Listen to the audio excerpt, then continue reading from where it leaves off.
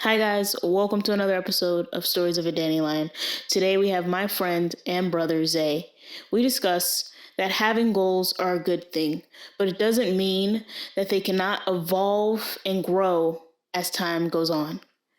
We also talk about a time where transition was not easy for Zay. This is his dandelion story. These episodes are intended for mature audiences. Viewer and listener discretion advised. All right, everybody. Welcome to another episode. Today we have an old friend, Zay, on the podcast. Welcome to the podcast, Zay. What's up? Thank you for having me. This is definitely my little big sister here. So we go way back. It's good seeing her again. Definitely. That's very true. That's very true.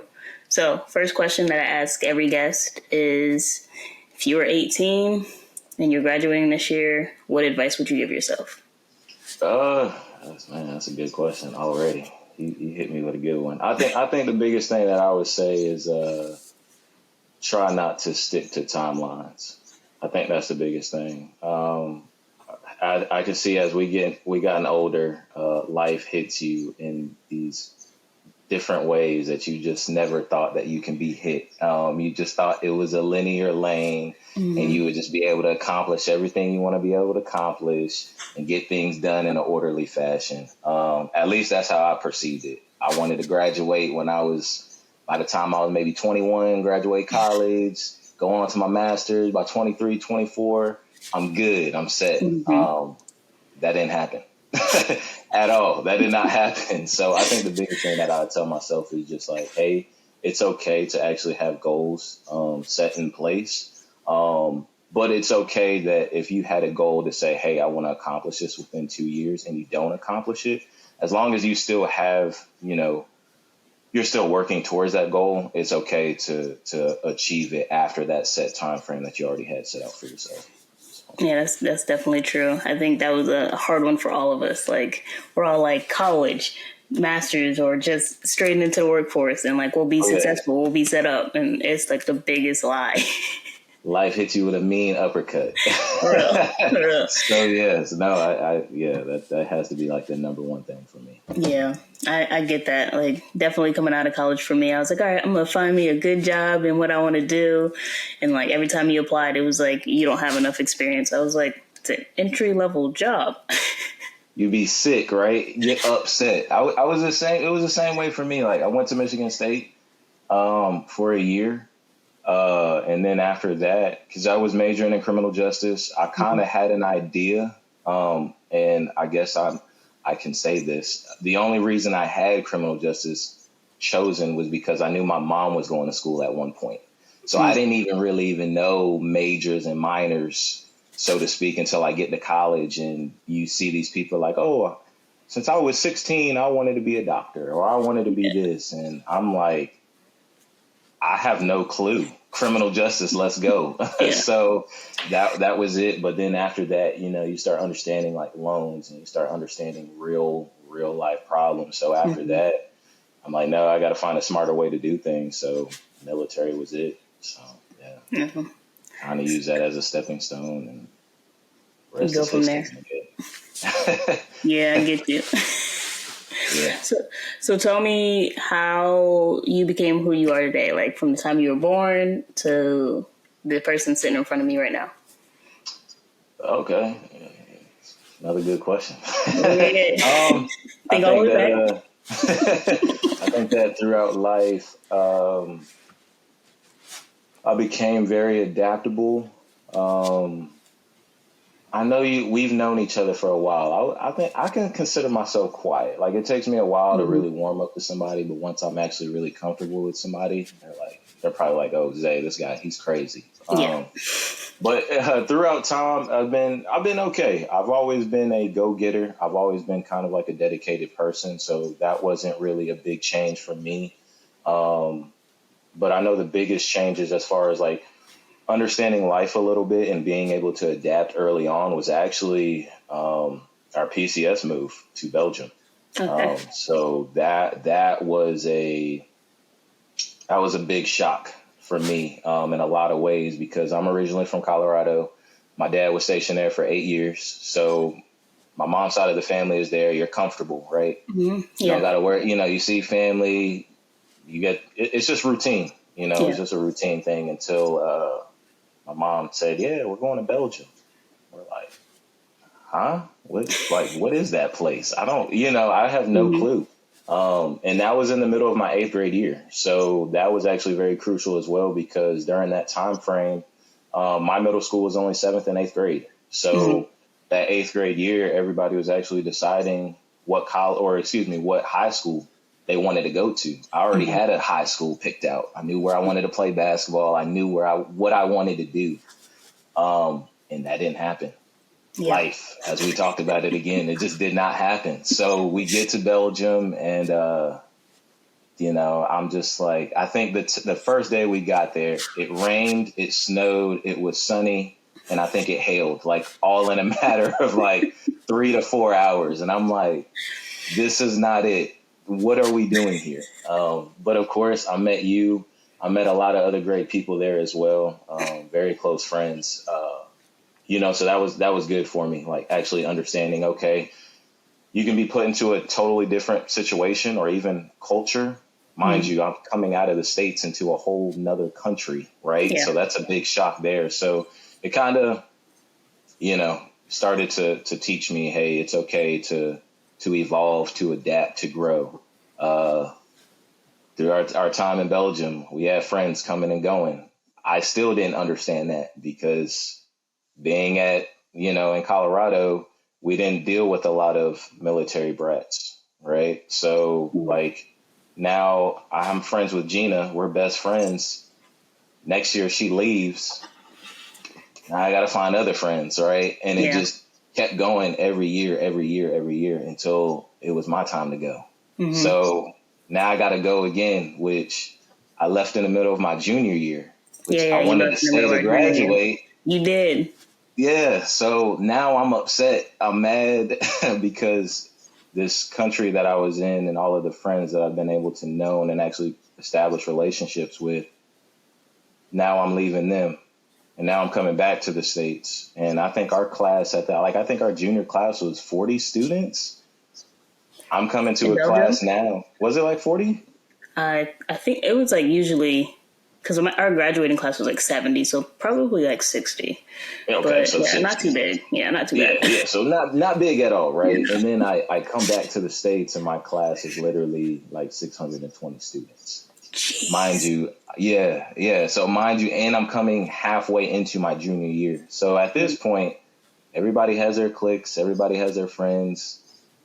I'm just coasting at this point. I'm just ready to get to the finish line and be done because I really didn't get to create those relationships like I did in Belgium. So throughout that time, again, it's just learning to adapt, learning to be comfortable within yourself, Hmm. because I had to do a lot of that as well. And just understanding, like, all right, who's they? Like, who am I?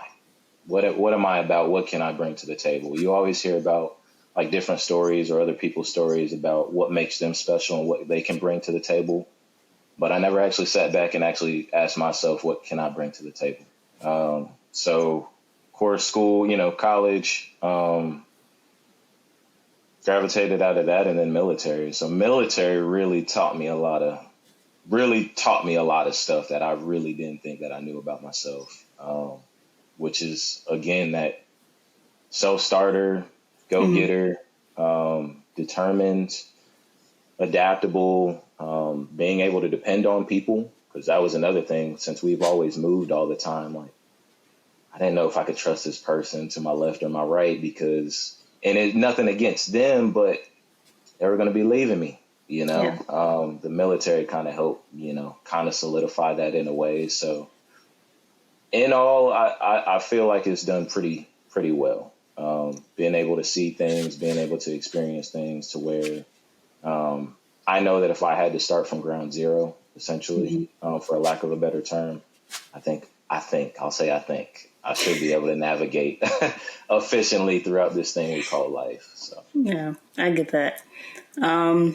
So when you moved to Belgium, like, how did that affect you mentally? Because I know, like, you said like you're going from middle school, you about to go into high school, you have your friends, you want to play basketball, you know exactly the high school you want to go to, and then here you are and you show up at Shape, and it's like, what is this?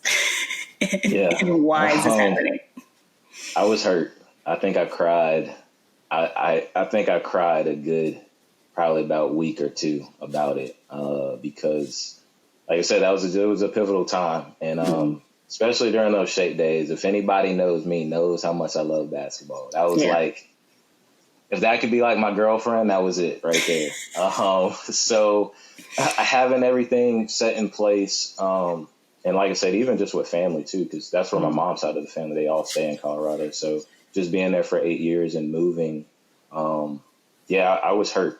I was hurt. I remember my mom broke the news to us, and the first thing I did was I actually had study hall in middle school. I actually Googled Belgium just to see what is Belgium, because I had no clue. I've never even heard of the country before. So when I actually Googled it and looked into Google Images, now as we know, they were the Christmas markets, as it's all the villages all lit up and looking all pretty and all that stuff. Well, that's the picture that I saw. So I thought, okay, maybe this is like Las Vegas. I don't know. I'm just a kid. Like, I'm like 12, 13 years old. I have no clue until we get there. And it's like, yeah, what is this? Like, I don't like this. And then, coming to school and seeing you guys, of course, it's like, okay, who's the new guy? Who's this? I felt uncomfortable. I felt uncomfortable. I think my mom, like, we were so homesick. We came to Belgium February, I think 2010. It might sound about right. Like 2010. If you said middle of your eighth grade year, Yeah. so 2009. Okay, so 2009. Yeah. Okay, well, I know we came like February 2009. June, we left to go back home to Colorado for the summer because we were already homesick. That's how bad it was. So yeah, it was not a fun experience at first. But you ain't even talk to anybody. Like, I remember, like, you came in and like people were like trying to talk to you and like you wouldn't talk to anybody, and so we were like, so he's gonna be that kid. I was not having it because I don't know. I mean, like, you got under, like, I've been born and raised in the States, been ripped away from everything. I'm like, everything was just different. Where's Walmart? Where's Target? Where's all this stuff that I'm just used to? Which again, it has its pros and its cons, but I think within that time, even though we were kids, it just gives you another avenue just to be able to open up your mind to new things. Because now, if you look at it, right, I used to hate that we had to go over there in the first place. But then when you actually come back to the States and you actually talk to other kids and they're like, I've been here my whole life. It's like, ugh, like, you're That's what you wanted, like, Zay. That's what you wanted. yeah, like, you're not really that cultured then, huh? But it really opens up your perspective to things because now you can see a person that maybe has stayed in the States their whole life and somebody that's a military brat that's probably traveled, or somebody that's just traveled in general. Yeah. You can have those two people in the same room and you can have two completely different mindsets. And that's just because of openness and experiences and all that other stuff, which I know I kept saying that I did not like it at first, but it has definitely grown on me. And I hated that I left at the time that I did. So what made you open up to us? Like, what was the moment? Everybody was nice. It was a little. You were surprised? Yeah, just a little bit. Because, like, even elementary school and middle school that I went to, you can say that I was a pretty known kid. I guess you can kind of say, like, popular. But you still had your cliques. You still had people that would talk about whoever, and you can have people it'll make it seem like they're friends, like you guys are cool, and then you'll hear from a mutual friend that you guys may have that that person was talking about you. And it's just like, so me, I've always kind of been like a reserved, kind of laid back kind of guy anyway, but I knew that I tried to give you guys a silent treatment when I was there for those, for those couple of months, but you guys were not having it. It was like, you guys just kept like, so where are you from? So what do you do? Oh, I heard you play basketball. It was like, everything was kind of like a test of like, hey, we're going to get this guy out of his shell. And yeah, he's gonna be a part of the clique. We don't care. So after that, I had to give in because I see you guys every day, so I couldn't just let me just stay in my cocoon here. It grew on me, and yeah, I opened up to you guys. But you guys have all been nice, and it was more so like, well, I'm also a military brat as well. I've been here since kindergarten, right, or elementary school, and all this stuff. So it's like, oh, okay, well. You know what? You guys are all I have other than my family when I go back home. So, might as well make the best of it. Exactly. Make the best of not so bad situation. Like, yeah. I make it seem like it's life or death. I promise you. And if anybody sees this, it was not that deep, but I made it that way because it makes sense. We're kids. You're scared. And yeah, you just want to be comfortable. That's all. Exactly. Yeah. I just remember like 9th grade, 10th grade, 11th grade, and then you left, and it was like, well, dang, like it felt like a piece of our group had left, and we didn't know what to do. But like, you weren't the only one. I think like Vincent had left like not too long before you did, and I think by the end of it, it was like just like me, Lonnie, Raquel, Connor, and Caitlin. So like the big group that we started with. Yeah, the big group we started with in 9th grade slowly dwindled, That would hurt. So, that would hurt. That one, if I had to be asked what hurt worse, me going there or me leaving, it was definitely me leaving. That hurt. Because I knew that at one point in time, we talked to Ma Dukes, because we were trying to see if I could stay with you guys for the senior year. That's true. Trying to cross my fingers. My mom was not having it. I was like, oh my God. Yeah, that hurt. I remember that. I do remember that. Because they're like, you can stay here. And we had like an extra 2 rooms or whatever. So yeah. But yeah, it didn't work out. You had to go. I cried. I had to hide that too, but I definitely cried. Because that was worse. Because once you get ready to leave, and we had like all of our friends and stuff, and again, I left in the middle of the year, in the middle of basketball season. So, you just get all of these notes of like, hey, we'll miss you. And, all that other stuff. And it's just like, that was my high school. At the end of the day, that is still going to be my high. If you say, hey, who is the alumni of Shape? Zay better be somewhere in there, because the school that I was at, and nothing against the school that I went to, Overhills High School, and I made some friends, but just a year and a half. Yeah. That's not a lot of time to really gel relationships. I was about to ask if you like still friends with him and still talk to him. Oh man. So like there was a because my group was small. I didn't, like I said, I really didn't talk to a whole lot of people. To be truthfully honest, if I did not play basketball there at all, I don't think anybody would have known me at all. But I really think with me playing basketball, everybody now knew who Zay was, but I still was so it was different, right? When I go to Shape and I was there in 8th grade, I didn't want to talk to you guys. You guys kept pestering me like, no, you're going to talk to us. Well, when I did that same tactic, when I came back to the States, it was like, I don't want to talk to anybody.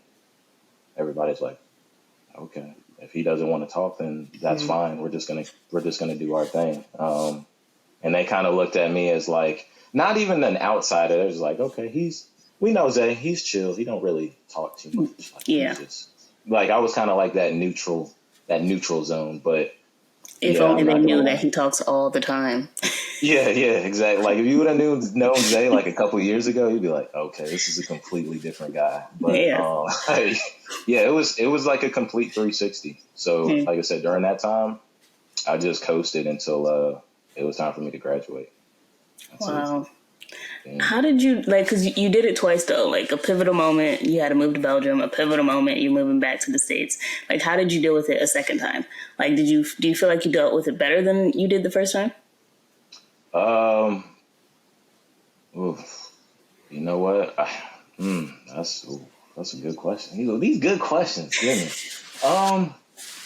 So it was bittersweet for me, and I'll say this because in a way I wanted to come back to the States because I wanted to like get recognized for basketball and I wanted to take my basketball journey. I still had this deep love for the game. And I mean, me as a kid, every kid wants to go to the NBA. Like, of course, that was my dream, just like every other kid, right? But I at least wanted to say, hey, if that wasn't going to be the end result, I wanted to try to just play this game as long as I can. And that was another thing. Like, your mom also she hooked me up with playing with the Belgian league as well. So that Mm-hmm. also opened up my eyes and another group of friends that I was able to have Yeah. that I am forever grateful for. I actually still have them as friends on Oh, Facebook. really? You still talk to them? Me too. Me too. Yeah, I still every once in a while. Yeah, I still kind of reach out. We still kind of talk. So moving back to the States, that was like the only thing that was on my mind. Well, actually, no, I will actually backspace. So I was happy because for some odd reason, I thought we were going back to Colorado. I don't know why. I didn't know how the military does things, right? And I remember it like it was yesterday. Me and my brother, we were up maybe 11 o'clock at night. I do believe it was a school night. Mm-hmm. And I hear my dad get a call. And basically somebody at the job told him that his orders had came in. Mm-hmm. So my sisters were asleep. Me and my brother is up, and my mom was up as well. And my Mm-hmm. mom told him, go to the job, go figure out where we're going. We're like, okay, where are we going? This is the question. I remember it like it was yesterday. My mom thought that everybody was asleep. My dad left to go to shape, go get his orders, all that other good stuff. He calls back home, and all I hear my mom say is, North Carolina? What's in North Carolina? So at that point, we're like, North Carolina? Mm-hmm. All right, we're not going to Colorado. Let's see what this is like. And then, yeah, we came here to North Carolina. So it was, I think during that time, it was actually harder for me leaving Mm-hmm. Belgium and coming here because, again, it was high school. I mean, it was a lot of good times. I think if we could have sat back and recorded all of the good times we had, Mm-hmm. um, we could make a couple of movies.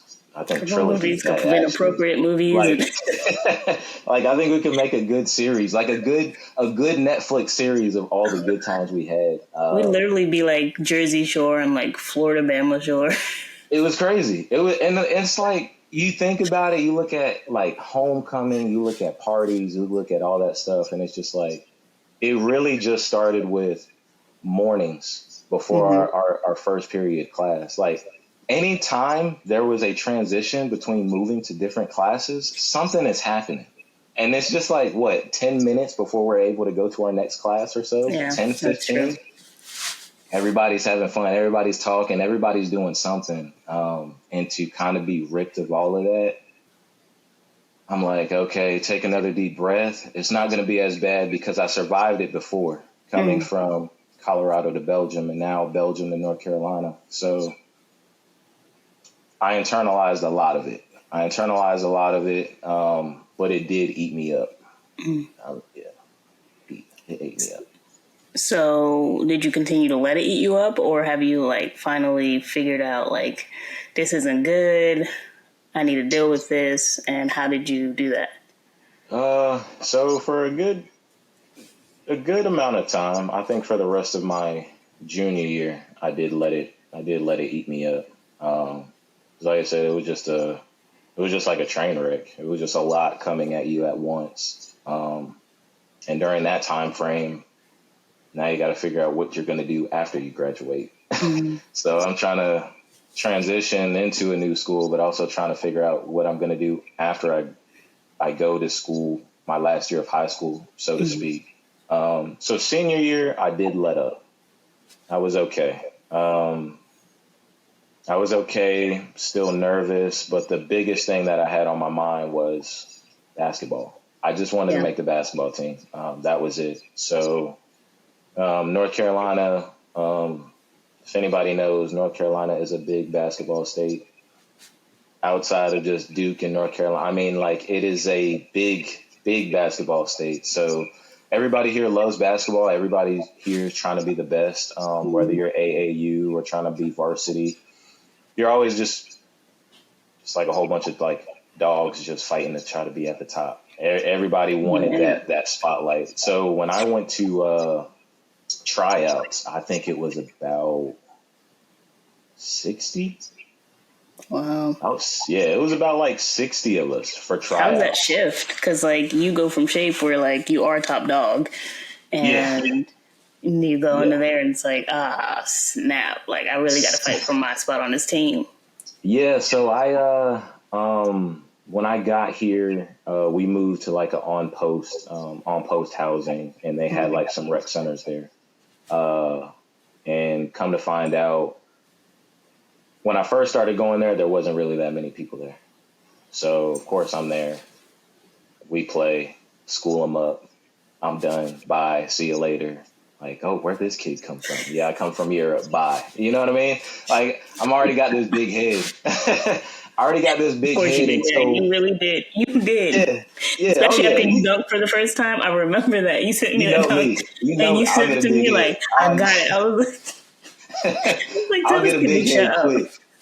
I'll get a big head quick. And I think the third time, I think I went to the rec. It was like a number of about 25 or 30. 30 in a half court gym. This wasn't even full court, half court. I mean, everybody just like lined up around the wall, just waiting to get their spot in line. And I remember the first time I ran with them. I ran with these guys. Of course, I didn't know them. They knew all each other because we all went to the same school, but they know each other because they played the previous year, and they knew each other growing up. I remember one time I first started playing, this guy cooked me.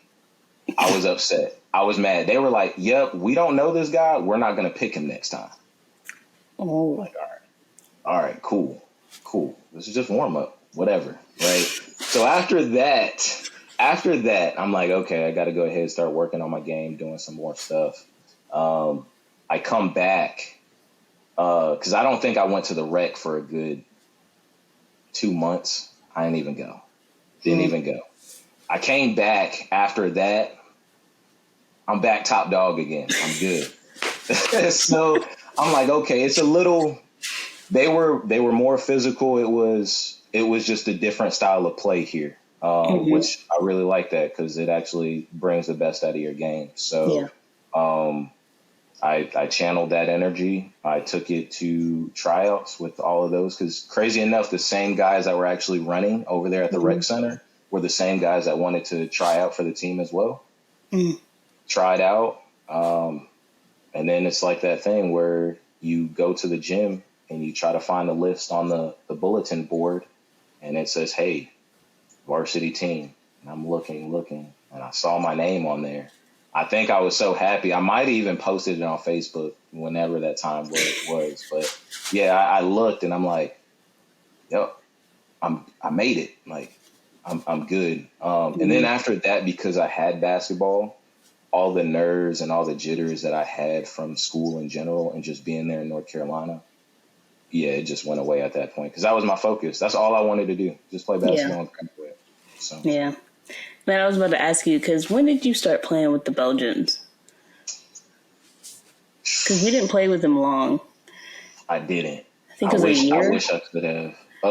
Yeah, it wasn't that long. I know I played because I left my junior year, so it had to be my sophomore year. Yeah, because I was about to ask because like you said I was like physical. I was like I feel like you playing with the Belgian league for that year like showed you a little bit of like it's not as bad as it is in like United States because it is a little bit more physical, but them Europeans be pushing you around. Oh yeah, and I think me and my person, because you've also played European League as well. Like I remember when I first went there, I think it was maybe my first or second practice. And literally the first thing that we were doing, coach looked at me. He know I didn't understand a lick of French, but he said, "Hey, this is what we do." I said, "Okay." I jumped right in, and they were dribbling a basketball and tossing a tennis ball off the side of the wall. We did that for about an hour. I'm tired at this point. I'm like, what are we doing? But it was fundamentals. It was, hey, no, it's none of that flashy stuff, right? This is what we're going to learn. It's the core principles. If you want to do a little bit of the no look passing and all that other stuff, fine, but that's not what we're looking for. That's true. And I really admired that because, coming from where I come from, we think, oh, okay, you cross somebody up or you got a mean step back. That's it. That's all you need. Nah, those European boys like, no, you're going to move. I'm going to show you how to move without the ball, because that was another big thing. I had no clue how to do. Like, I don't have the ball. What do I do? Do I just stand there? No, get moving.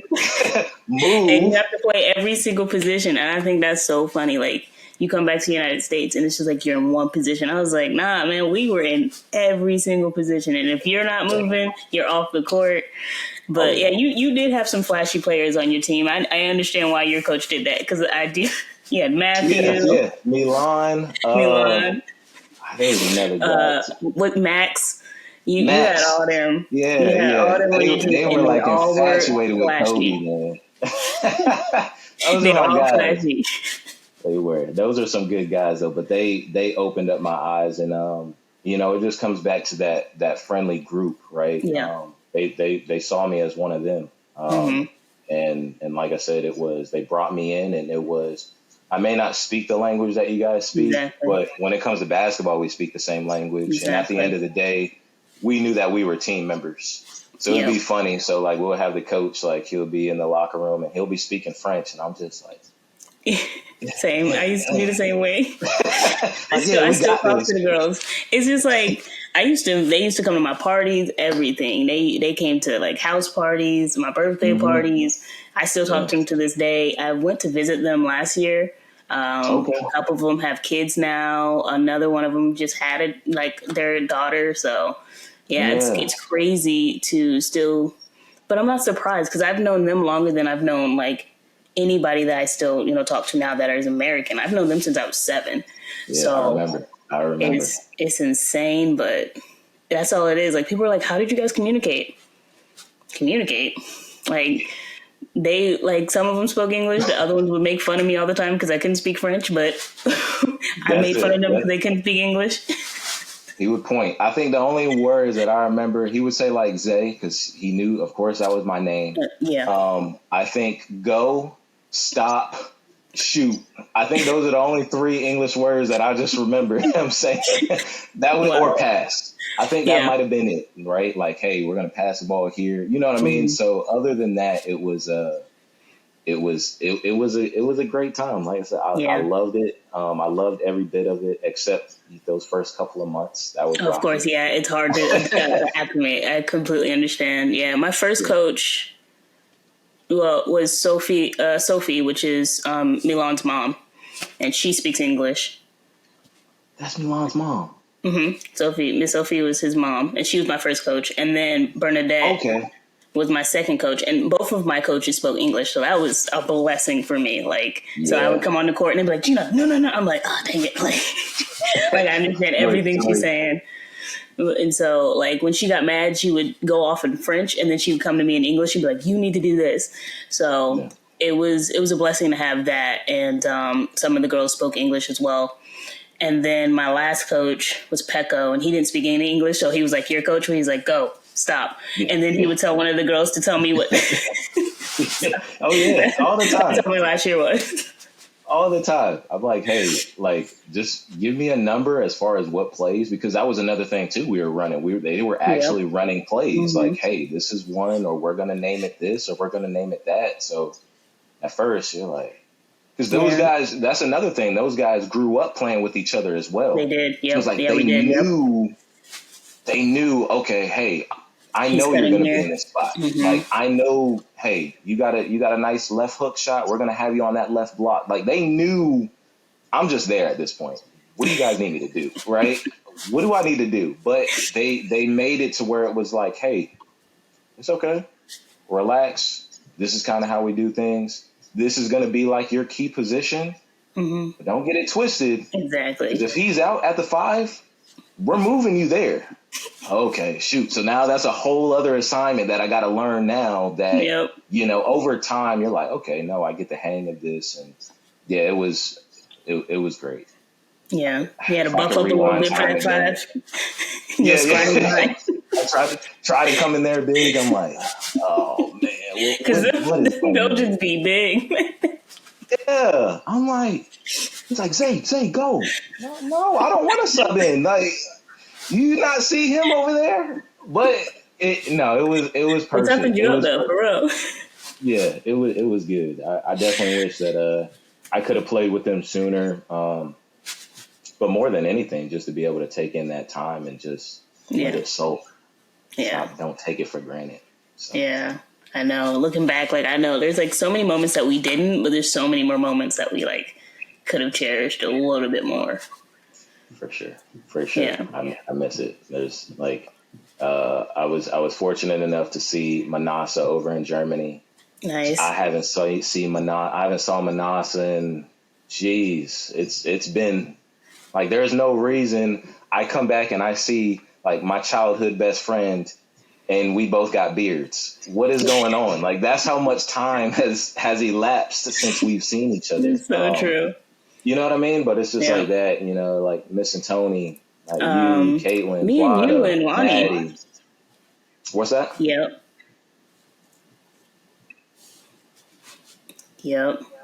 Me and you and Lonnie had a dinner or a lunch with her. You remember that? Lonnie M. Samaretna. Lonnie S. You remember when we were all in Fayetteville? Because I was going to college in Fayetteville. I think you had just joined the military or come back. What? Yeah. And like she was living there and we all went to like lunch or dinner or something. We sure did. Yeah. So it's crazy. I think I saw you guys recently. Well, no, it wasn't recently. No, not recently. It's been some years.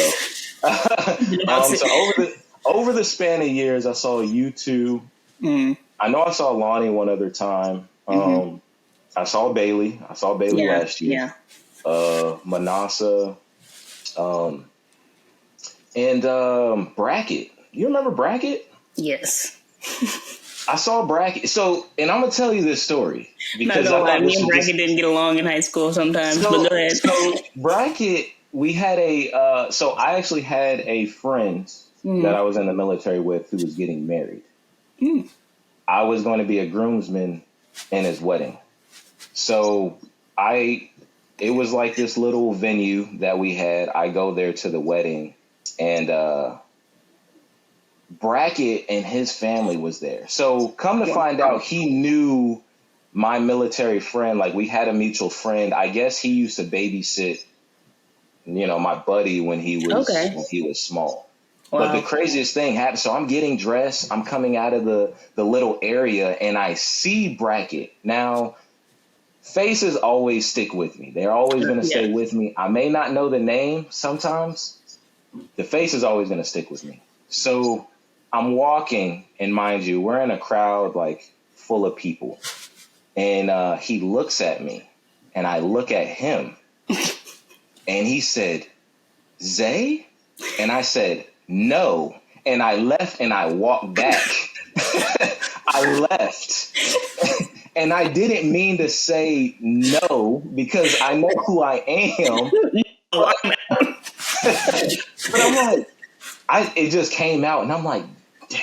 I'm like, I gotta go back and because I just did not remember his name. So my thing is like, why would you what made you say no? I have no so much things. So much things was going on, and he looked at me and was like, "Zay," and I said no, and I left. And it wasn't because I'm just like, I didn't remember his name. So I'm like, man, dang, what is his name? So later on, we met back up, and I said, forgive me. I know you went to Shape. I know that. I just do not remember your name. He was like, Bracket. I said, that's who it is. I said, yep. I remember you. I remember you. He said, yeah, you just said no and you walked off. I said, I'm sorry about that. I just could not remember your name. Forgive me. But That yeah, is hilarious. that was a funny encounter. That happened some years ago, maybe like Wow. 2017, 2018. But yeah, that That's was something. crazy. And it's Yes. crazy because like we can like run into each other and be like, you know that person? Yeah, I know that person. And it's just so weird because like it's a small world within our military community and we don't even know it. And that's Yeah, the craziest part about it. yeah. It's Oh, okay. So miss we were it. just talking about, I'm sorry, we got off track a little bit, but that was funny. I know. I'm sorry. I'm sorry. My bad. I had No, to we're throw good. that out there. I'm like, somebody that knows him and knows me, they're gonna understand the story. Everybody's So. gonna listen to it and be like, it makes sense. Like Zay'd be like, freak out, be like, I don't Yeah, know. yeah. no, Like no. I freaked out. So I'm sorry. But after high school, you graduate, you go to college, Hmm. like, and then you decide to go in the military. And this is again another pivotal moment in your life. And now you're getting ready to do something that you weren't ready for. Like you didn't prepare to be like, I'm ready, I'm gonna gear up and go in the military, I'm gonna serve my country. So what made you make that decision? And how did you mentally prepare for it? So school, school was always kind of like my getting a bachelor's degree, should I say, was always kind of like a thing on my list that I always wanted to get checked off. So applying to schools, and I really didn't apply to that many. Um, I really didn't apply to that many, but I also didn't know the process either. I didn't Mm-hmm. know, like, I had no clue what to do. Everything was coming so fast. So I got my acceptance letter to Michigan State. So cool, did all that, went to school, you understand the loans, all that other stuff. And at that point, my first year, because I only went 1 year, Mm-hmm. you start understanding debt and you start understanding these things. And I just told myself, I said, one of the things that really piqued my interest was that I had a good bit of friends, even though I was a freshman, I had a good bit of friends that were juniors and seniors. Um, and what they've always kind of preached was, yeah, sometimes like I had some friends that graduated too. And we actually came to graduation. It really wasn't about, hey, what you majored in. It was, how much debt are you in? Yeah. Right. And I have some people that I knew. I mean, they were up to like 100,000. Kind of, Oof. yeah. Like, I mean, putting in work for school. So after that, I said, I can't. I That's a can't lot. even see that amount of money. Let Yeah. alone trying to be in debt for that much. So that's when I went ahead and yeah, I wanted to join the military. And my sole focus for it was for school. I want to Mm-hmm. pay for school. I want to get this bachelor's degree. But then when you join, again, we talked about it, life, right? Yeah. It turns out to be a lot more than what I expected. I Mm-hmm. didn't expect to make friends. I didn't expect to enjoy it. I didn't expect it at all. And I didn't know what to think of it at first. Went through basic training. Um, Graduated top of my class. So I'm like, okay, maybe I'm fit for this, right? Yeah. I go through my secondary training school, AIT. Um, I was an honor graduate. So I'm Mm-hmm. like, I think I could be all right. Like, I think I could do this, right? And then you just the amount of friends and the people that you meet. Again, it's really just like being that kid in eighth grade getting ready to PCS and meet you guys, but Mm-hmm. now I'm an adult, right? So it was just kind of a full circle moment. of doing my 6 years, I was able to get school done. Okay. Deployments came up. So of course, it takes that, it comes with the job, right? You Hmm. know that you're going to have to deploy, you're going to have to leave TDY, all that other good stuff. But the friends, the camaraderie, and like I said earlier, it's just about you learning about yourself. There's things that um, I never thought, yeah, Zay would go out and do this, like a 12-mile ruck march. Mm. Never would I thought Zay would be out here doing a 12-mile ruck I march, but I definitely did would. it. That's 12 good. mile and 12 miles is far too, but Sure I is. did it. Right. So you look at just those little small things, and they really build up over time of, you building that resiliency and just showing not only people around you, but yourself, what you're capable of doing. So I've had great honor in doing that. You I, still in the I, military? I'm not, so I'm actually a contractor now. I work with the Okay. military, but I'm a contractor. So I'm still kind of really, around that environment. Hmm. But I wouldn't change it. I wouldn't change it. That's good. Hey guys, I wanted to take a quick break to ask if you are enjoying this episode. Go ahead and follow us on Stories of a Dandelion right here on Spotify or wherever you're getting your podcast, as well as follow us on all of our social media accounts. Let's create this community full of military brats who feel that they're okay with opening up about their mental health, about sharing their journey, what they're going through, and create a place for beautiful healing through stories. So again, please go ahead and follow us on Spotify or wherever you get your podcasts, as well as all of the social media accounts. Now let's get back to today's episode. Okay, so we talked about your past, talked about your present. Now let's talk about what you see in the future. Where you see yourself in 5 years, my friend? Um, ooh, 5 years. Ooh, that's a good one. I always said that I would retire in 5 years. What? That's Um, you younger than me too, so yeah, you better get on time it. is time is ticking, right? No, but I just always wanted to make sure that I'm in a good place, mentally, physically, having a job and just kind of being. I don't want to say that I want a routine life. I would say Mm, stability, because I still okay. like to go out and travel and you know family time, all that other stuff. That's very Yeah. important stuff to me. I've always had made it like a mission that I wanted to be, some kind of millionaire or something. So, Okay. So what you uh, trying you to do in know, the 5 years? Like, how we gonna get to this millionaire status? well, contracting. I am a realtor as Hmm. well, so I am a realtor on the side. So hopefully within that, I may start looking into investing, maybe investing in the Okay. properties and things of that nature to also just help kind of build a cushion.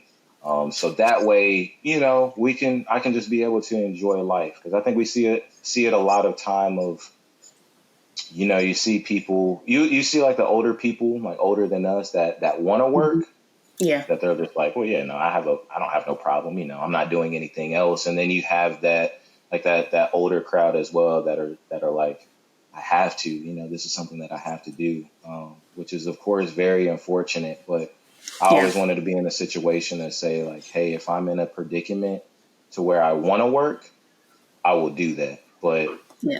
if I don't want to work, maybe not. And I'm not going to say that's definitely in 5 years. That's definitely not going to happen. But hopefully, I can just get into just finishing my master's. That's a big goal of mine in cybersecurity. Landing in a career in the IT field, Hmm. um, some way, shape, form, or fashion. And that's really like the biggest thing that I have. I think trying to be more active in the community as well. I've actually been thinking about coaching. I had that goal for, man, I think maybe around my first or second deployment. So that was some years ago that I've actually was like, okay, if I'm not gonna play the game anymore to that level, that competitiveness, I would like to be able to coach. So maybe I could do that out into the, here in the community as well. So just trying to Yeah. give back any way that I can. Yeah, definitely. I started coaching when I was in college. I started coaching the AAU team here, and Okay. that was fun. It was Yeah. fun, but it depends on how long because they fund their own AAU and stuff like that. So the girls ended up graduating, but I can definitely see you Hmm. doing it. Like, you trying to do AAU or are you trying to do like high school basketball, middle school basketball? Ooh. Um. So I think that I would probably start uh school first. Okay. And the reason that I say that is because, and I honestly thought around maybe that sixth to eighth grade level, Hmm. Hmm. because I feel like that those are like those pertinent years, but to also instill into the kids that school is just as important. Yeah. Yeah, I think that's really what I want to kind of captivate on because, you don't want to be that person to crush everybody's dreams. You don't. No. But you got to be that realistic one though as well, and say, Let "Hey, them know. look, I'm not telling you you can't make it because as soon as you tell somebody they can't make it, yeah, I'm not talking to Zay. Nope, he ain't coach. You know what I mean? They get You mad gotta be quick. honest though. Like, these kids need to know. Look, this is not your sport. Like, maybe it's something else, but this is not your sport. And I, some kids get mad. Some kids be like, okay, thank you for yeah, telling me. Or their yeah, parents need to hear it because their parents think they're the greatest thing in the world, and the kid is like, I hate this sport. I suck at it. So yeah, you gotta be yeah, honest yeah. sometimes. So it's like, yeah, like you just hit it on the head. So it's like that double-edged sword, right? So Hmm. I just want to be able to have that. Guess be able to kind of shake those kids and to say, hey, basketball is very important. Like Hmm. basketball can do a lot of things. Sports, Right. extracurricular activities can do a lot for people. I just won't say basketball, right? It can keep people out of trouble. It can keep their mind off of things. It can have them progress in ways that they never thought they could. You Yeah. know, I mean, really, I mean, I think you and I can be definitely two testimonials for sure Hmm. for instances like that. And I would just want to drive kids to let them know, hey, you guys are able to do it, but grades are also important, right? Like Hmm. you want to be that NBA star, you can do it, but getting a degree is also important, right? So kind of just instilling those things. And I think that's also like the pivotal time frame of seeing who you are, who you're going to be, because that's Yeah. ultimately what you're going to see. Are you going to be a guard? Are you not going to be? Are you Yeah. just going to be a shooter, or can you actually dribble the ball? You know what I mean? So Yeah. you'll be able to see that kind of stuff. But Yeah. yeah, I think definitely for sure I'll probably start on the school side, and then after that maybe get into like AAU, something like Okay. that. Okay. You should start with CYS then, man. Like, they have teams all the time and they always need coaches. So definitely look out for that CYS when the season comes around. It's only like a month Hey, or two, so that's a good start. hey, I started there, so I'm definitely with it. Actually, my neighbor, she actually coaches. I think she coaches basketball and volleyball. So we kind of Okay. actually, talked a little bit about it, and she's like, "Yeah, like you can definitely coach. Like just like you said, they need coaches. It's Mm-hmm. just right now with my schedule, it's either I want to be all the way in it or not in Yeah. it at all, Got and you. yeah, I just want to make sure that if I'm there, I'm actually there for the kids rather than having that assistant coach or a Yeah. secondary always step in for me because I'm never there. Like I actually Yeah. want to be there, a part of the process. So, I completely um, understand. Yeah. When it comes yeah, to kids, they attach real quick. So you got to be, if you're in it, you're going to stay in it and you're going to stay, connected to them. So right, that's right, kudos. Good on you. Are you trying to have kids? yeah, yeah. I can see a little Dougie rolling around What here. was the breath Yeah. though? No, it's so I've always been like kids is ah, kids, kids. They are. You never think that am I like can I do this? Am Hmm. I ready for it? Hmm. And I think I remember one point in time because I'm not. I'll get on social media every once in a while, but I'm not really like a big social media person. But I know, and you probably know this too. There was some point in time that people were just having kids. It Oh just yeah, started. it still is. I And don't know what you're talking yeah, about. People are it still is just still, having. yeah, we're still young, but there was Yeah, just a period where it's like boom, boom, boom, boom, yeah. boom. It's like, Everybody was getting pregnant and everybody's getting yeah, married. Like I yeah. don't know. So It's it's like, like, but it was weird for us. I man, think because it was earlier than I think we all expected. Did you not feel that way? yeah, yeah. Like you were saying because it was like early. Yeah, because like it was, I think like we were all like we're gonna go to college and we're gonna establish our careers, and then like next thing we know, like we're all right out of college and people are getting married and having kids, and it was just like I'm 23. Yeah, yeah, yeah, yeah, yeah, exactly, exactly. So I'm like, all right, I see the people to my left and right. Like, does that mean Hmm. it's my, you know what I mean? Is it my go? Is it my turn?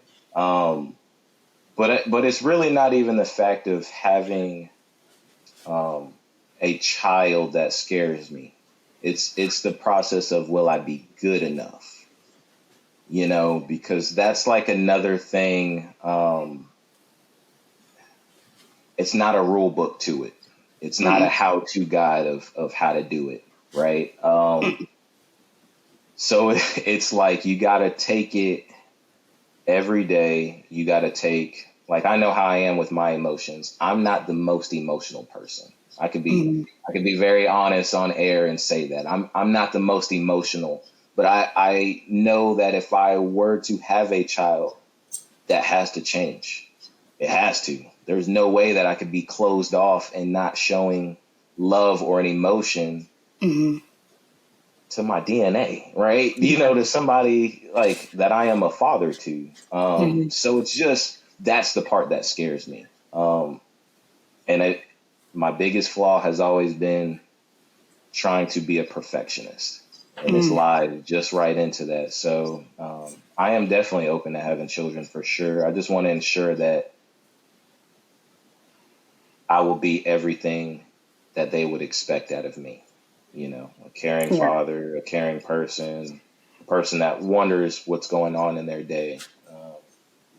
It's really just how like my parents looked out for me. It's like you just Mm-hmm. want to instill it. And I look at my mom. My mom did it 4 times. It's like, mom, Yeah. how did you do it? Like how did that work? And then you start to really look at the appreciation of it as well. It's like, Mm-hmm. oh, like, no, I really love you to death because this is not a. I know I was a big head. I was probably an annoying child, but then you got me, my brother, and my 2 sisters. Yeah. Mm-hmm. Hats off to you, mom. Shout out to my mom. For real, yeah. Shout out to all the parents, for real. Shout out to all the It's parents. so Yes, shout out crazy. to all the parents. But It's so if crazy. anybody knows me, they're probably like, I don't know how your mom did it with you. So, Yeah. but she did. So For real. Extra kudos to your mom, for real. she put in extra work. She put in extra work for sure. I love you for that, mom. But do you think when if you have kids, like you're talking about like making sure you can care and be open with them, like you don't think it's gonna take having the kid for that to happen? Because like I feel like because you recognize that already, that you're not gonna be closed off and you're going to be open to them. And I've seen like so many men, like they have kids, like they're so closed off one day and then like they have a kid and it's just like everything changes about them. Like they have a child and it's like, man, he would never do that. But then like the child brings that to him. So like maybe it's having the kid that'll open all that for you. But It I don't could. know. I ain't got no kids. I mean, it could for sure. I think that could definitely play a part, in it as well. It'll probably be like like, let's just see, right? Let's just see Hmm. if that's going to happen. But also just making sure all the foundation, like the Yeah. foundational blocks are built too, like regarding a job, um, stability, all that other stuff. Because I'll tell you one thing, I didn't know kids were expensive. Yo, kids is expensive, bro. Like from the And time the they're way, born to yeah, the like time shopping. there's no stopping, bro. Like our parents still take care of us. Yeah, yeah, exactly, exactly. And it's just like the way that you see stuff like just grocery stores and stuff in general. I Oh think yeah. I walked past like a box of Pampers before, and I think that ran about maybe $30 or $40. Hmm. I would rather keep that in my pocket. me personally, but I don't blame you. I think it's so funny, man, because somebody went on. It was like it's like in the news that millennials are not having enough kids for the next generation after the next generation to come, and it's like, bro, like y'all have these kids, and then like ain't nobody got yeah, money to have these kids. We went it's through a whole expensive. freaking pandemic where we couldn't get a job, and then now y'all want us to have kids. Oh my god, yeah. Oh my god, like yeah, it's crazy. I know that because I just got back from Germany last year, November. Mm-hmm. They were really big on the Nuna strollers. Looking at one of those strollers, I think is easily like $700. Yeah, yeah, Goodness gracious! Oh my god! Put that towards like my car note or something. This for baby's real. riding around in a $700 stroller. Yeah, it adds up. It adds It up, does. and it's like safety, all that stuff comes up as well. So like, I'm very open. I can't wait for that time to say, "Hey, Jay, you're going to be a father." I think that'll be the biggest blessing, one of the biggest blessings that I'll have in my life. Um, and I know when that time comes, I will be ready. Mm-hmm. My mind, though, it's going to be turning because, like I said, I'm just trying to make sure that I'm good. Like everything it lays out the way that it needs to be. But no, I'll be excited when that time comes. I That's promise. good, and I completely understand. I get it. Like, I mean, you can say you're ready, but then like it happens, and you're just like, was I ever? Yeah, like, yeah, like exactly. especially as like because you're an uncle, and for me, like my cousins have kids, and so like whenever I can pick them up, and then they start crying, and it's a little bit too much, I can give them back to the mom. Like when it's yours, Yeah, you the mama, yeah, you the daddy. Like you can't give them back. yeah, yeah. That's true. That's true. And like being an uncle is definitely that's also definitely a blessing as well. Especially when they come to me and they're like, uncle. They're two boys as well, so I can Hmm. I can kind of rough them up a little bit, Yeah. which is always good. But yeah, when it comes to like the crying, oh my goodness, crying, and FYI, I don't know how to change diapers either. So so I let my sister and them know, hey, if I have them out, I'm sorry, you're coming back with a full diaper because I don't know how to change. I do not know how to. I do not know how to change. That's bad. I need some classes Oh or my something. god, But she ain't never gonna leave outside you of with them those two kids. things, everything else, Uncle Zay got it. I'm good. She ain't never gonna leave you till they are potty trained. Yeah, Maybe that's not it. even then. Yeah, she probably don't trust me. She like, I'm not bringing them over there. So, but now it's all love and like I said, I love them to death and just having them knowing that they're not mine, but I can kind of see a child grow up and just children around Mhm. me because that was the biggest thing before them.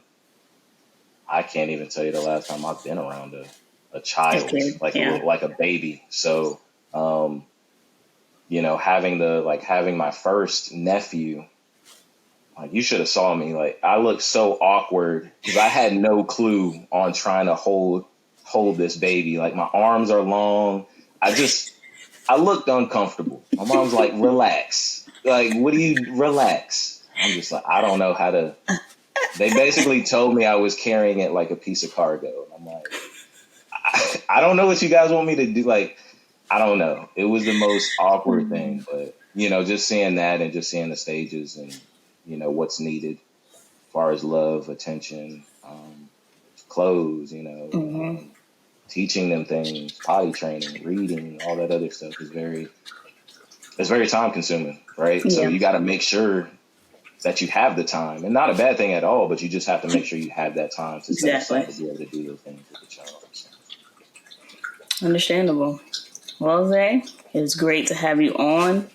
Thank you for coming on. You're invited again anytime. I And appreciate it. I feel special. man, I can't. It's been so long. I'm happy I got to talk to you. Thank you for coming on for real. No, thank you for having me. It's always been great. Like I said, you've always been that big little sister. We've known each other. We've known each other for a long time. I know it's been a minute since we've talked, just Yeah. because life is, it's life. It happens. We've Exactly. talked Yeah. about it. It happens. But like it's always love there. Hey guys, thank you for tuning in. for another episode on the Stories of the Dandelion podcast. If you enjoyed this episode, please go and share it with a friend, a colleague, or even a family member. And make sure to follow us on all of our social media platforms so you can stay up to date on when the episodes are coming out and what is involved in each episode. Thank you again for tuning in, and I will see you all next Military Brat Monday.